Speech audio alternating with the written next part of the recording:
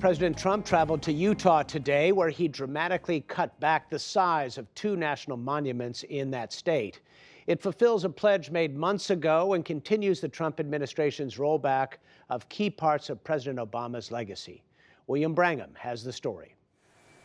In Salt Lake City today, President Trump announced his plan to downsize two national monuments to rectify what he says was overreach by prior administrations.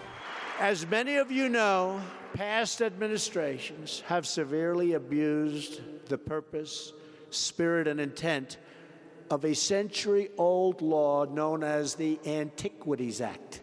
The announcement comes after Interior Secretary Ryan Zinke completed a months-long review of 27 different national monuments across the country. Today, the president took aim at two different spots in Utah. The first is Bears Ears, which was declared a national monument a year ago by then-President Obama. Today, Trump proposed shrinking the 1.3 million-acre monument by 85%, turning it into two smaller, separate monuments. The second is Grand Staircase-Escalante, designated by President Clinton in 1996. Its 1.8 million acres would be reduced by almost half and split into three smaller pockets of land.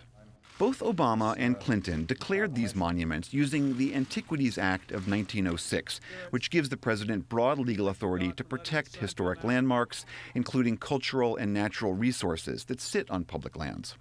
But today, President Trump, who had the full support of Utah's all-Republican congressional delegation, again argued that these prior designations amounted to a federal land grab.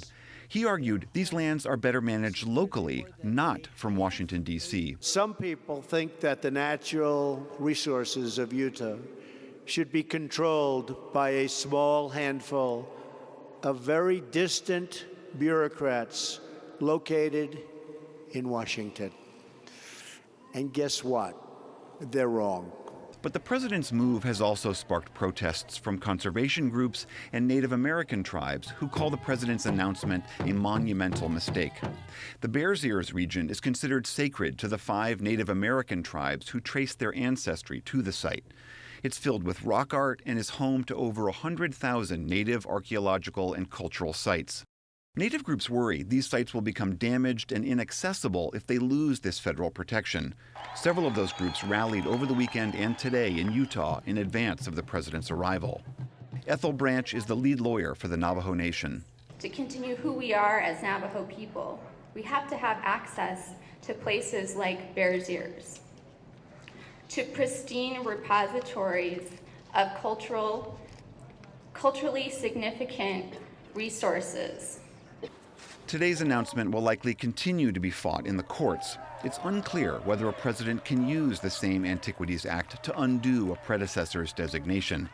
Experts on both sides say a legal decision on this matter could alter the future of American land conservation. For the PBS NewsHour, I'm William Brangham.